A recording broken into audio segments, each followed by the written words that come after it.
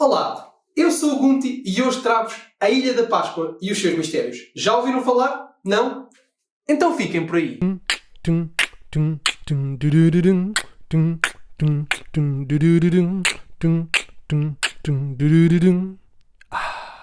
Os mistérios sempre existiram e irão continuar a existir. Muitos já foram desvendados, ajudando-nos a compreender melhor o passado. No entanto, há ainda muitos por resolver. Eu, pessoalmente, não sei nem consigo prever o futuro, mas acredito que os cientistas e historiadores terão muita, mas muita dificuldade para resolver a fundo os mistérios que vos trago hoje. Vamos então aos mistérios da Ilha da Páscoa. Esta ilha é um território chileno que está localizado no sul do Oceano Pacífico, a 1900 km das ilhas britânicas Pitcairn, que é o seu vizinho mais próximo, e a cerca de 3700 km da costa oeste do Chile. Por essa razão, é considerado um dos lugares mais isolados do mundo. Vizinhos destes é que se querem, pessoal. Ao menos não se metem na vossa vida. Quer dizer, mas também, se precisarem de ajuda, nem com sinais de fumo não te vou encontrar. Ou seja, já fostes! Terror! Originalmente, a ilha foi denominada pelos seus primeiros habitantes como Rapa Nui, que significa Ilha Grande. No entanto, têm sido atribuídos outros nomes, como os que podem ver nesta imagem. Atualmente, porém, como muitos de vocês já podem ter ouvido falar, esta ilha é conhecida como Ilha da Páscoa, pelo simples facto de os europeus terem chegado a esta ilha num domingo de Páscoa no século XVIII.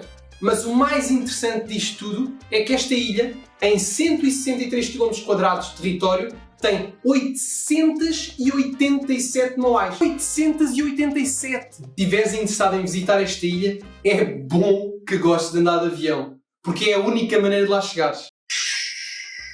Para de brincar com os Lego! O melhor trajeto será a partir de Santiago, no Chile. Mas, calma lá! Prepara-te para 5 horinhas.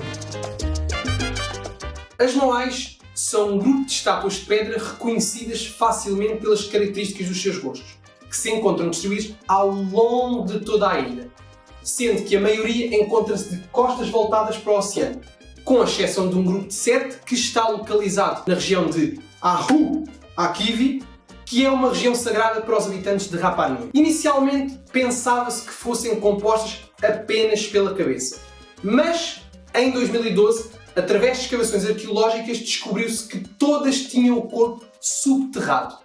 Estima-se que tenham sido esculpidas entre o século XIII e o século XV. A maioria foi esculpida em tufo, que é na verdade cinza volcânica comprimida de um vulcão já extinto, existente na própria ilha.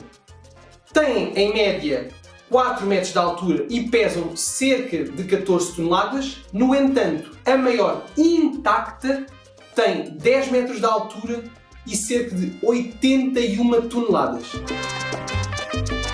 Atribui-se a criação destas estátuas a um grupo de habitantes das ilhas da Polinésia que, num belo dia, decidiram fazer somar e navegaram, até dar à costa deste paraíso verde no sul do Oceano Pacífico. Depois disso, estabeleceram-se ali e criaram a Sociedade dos Rapa Nuis. Bom pessoal, eu trouxe-vos aqui um globo só para vocês compreenderem todas as distâncias entre as ilhas da Polinésia, de onde estes habitantes partiram, até à Ilha da Páscoa. Não se sabe ao certo qual foi a ilha, mas supondo, por exemplo, toda a Polinésia é esta zona aqui toda esta zona aqui, várias ilhas. Supondo que a ilha de onde partiram era mais ou menos aqui, vamos supor, eles viajaram tudo isto até aqui, mesmo ao sul do Oceano Pacífico. O primeiro mistério é o seu desaparecimento desta ilha sem deixar rastro, deixando apenas as estátuas para trás. Mas o que é que terá acontecido? Este é o segundo mistério da Ilha da Páscoa porque não há registros, nem escritos, nem orais do que possa ter estado na origem destas esculturas. No entanto, há muitos académicos que acreditam que as moais servissem para honrar chefes, antepassados e ou entidades importantes. Este é o terceiro mistério e o maior deles todos, ou pelo menos é o que faz maior confusão. Na realidade, não existe consenso de como é que estas estátuas foram transportadas. Por um lado, temos uma teoria que defende o uso de carris feitos de madeira, onde as estátuas eram deitadas e eram empurradas ou puxadas até ao local pretendido. Já no local pretendido, eles iam colocando pedras debaixo da moai até que ela ficasse de pé. A outra teoria, que me parece bastante mais lógica, defende que estas estátuas eram transportadas na posição vertical e que eram puxadas de forma alternada de um lado e do outro, através do uso de cordas. Isto até faz sentido, porque é possível encontrar várias estátuas partidas ao longo da ilha. Mas como é que eles as deslocavam afinal?